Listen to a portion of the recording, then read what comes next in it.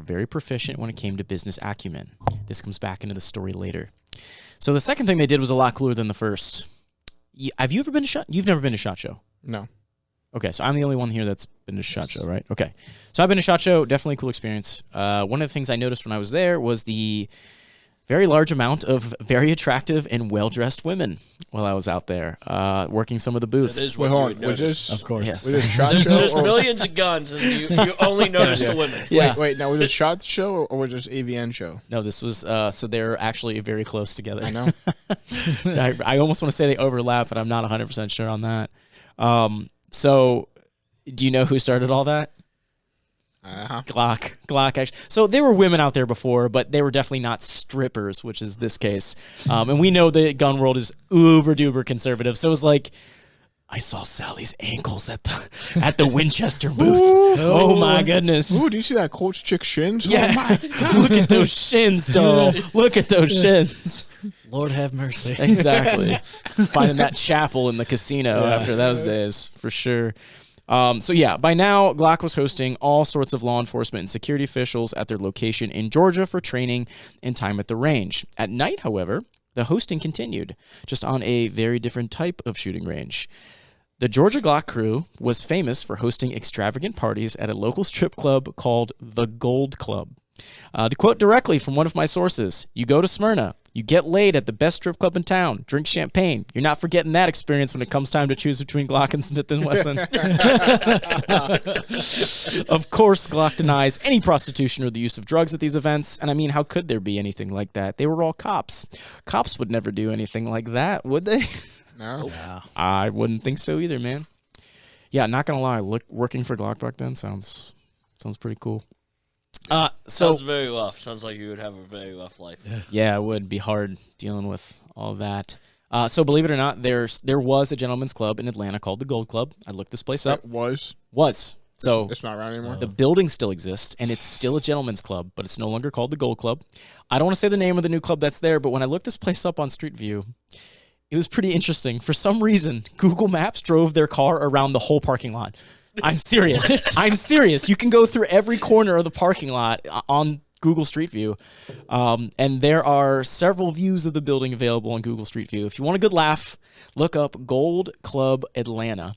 Look at the Street View footage and let me know in the comments section what you see on the sidewalk across from the Waffle House. Trust me, there's a lot going on in that Street View.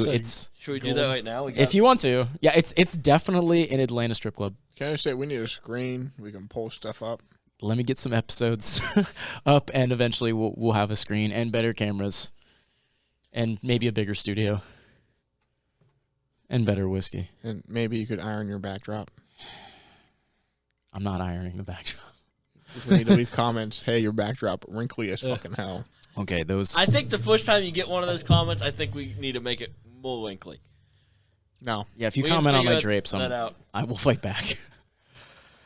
You see Done. any, See any, Fake accounts coming your way. Hold on, I'm just looking it up right now. see anything interesting? It may take you a minute to find, but you'll notice somebody enjoying themselves. Oh, Jesus. Wait. All right, yeah. We'll keep moving. We'll keep Yeah. moving. But once you find it, you let me know. I think I have an idea. Anyways, What the guy's doing. all right. In late 1989, do you see that? Like, what are they doing? Like, I can't tell what Can they're I see? doing. Dancing, bro. You want to see? Yeah, You can turn it. I can blur it so it doesn't freak out. But yeah.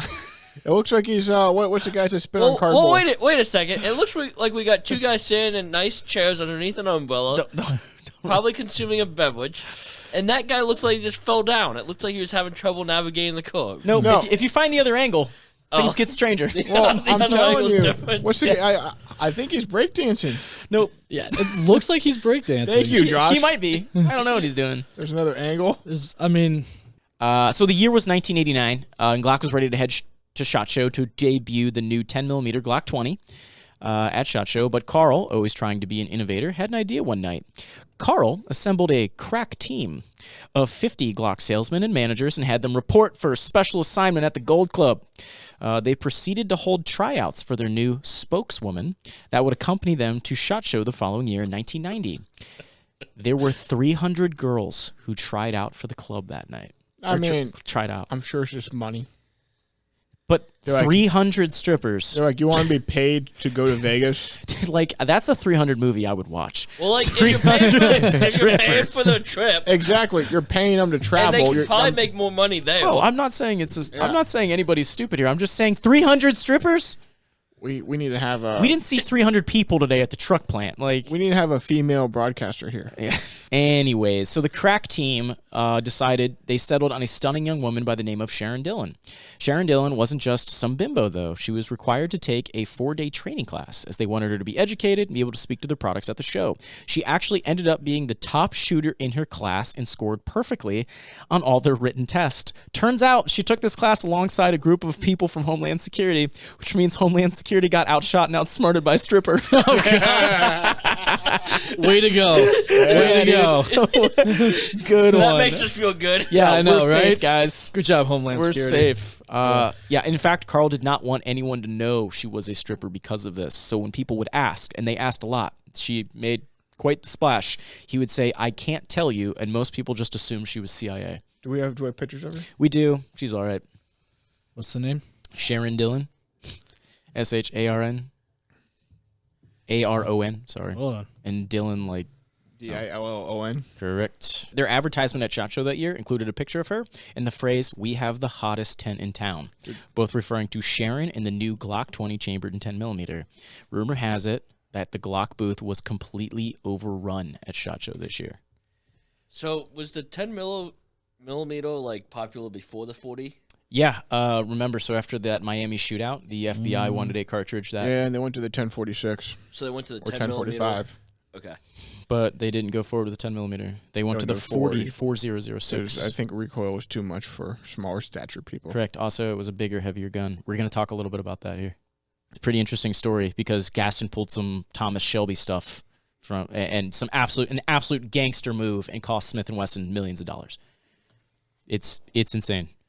So I could have gone a lot farther with the Gold Club. It's a significant part of Glock history. They even went as far as to hand out T-shirts to these strippers and told them to wear them around town and at work. So when the company eventually acquired a private jet, there was often just Gold Club girls just hanging around, tagging along for the ride. Yeah. So in addition to targeting law enforcement first, they were one of the first companies to use women to sell their guns. Glock was the choice of professionals in law enforcement and professional strippers. Okay, so I don't think we could do a podcast. Hey, if you liked what you just saw, we do have full episodes on our YouTube channel that you can watch. We also have an email address that you can contact us at. It's rifledmedia@gmail.com. Send us an email. We would love to hear from you. Give us some feedback. Maybe leave us an idea for a topic you'd like us to cover. Also, if it's a really cool piece of information or just a really funny email, I will happily read it here on one of our episodes. So thanks for being here. Don't forget to like and subscribe, and we cannot wait to have you here next time.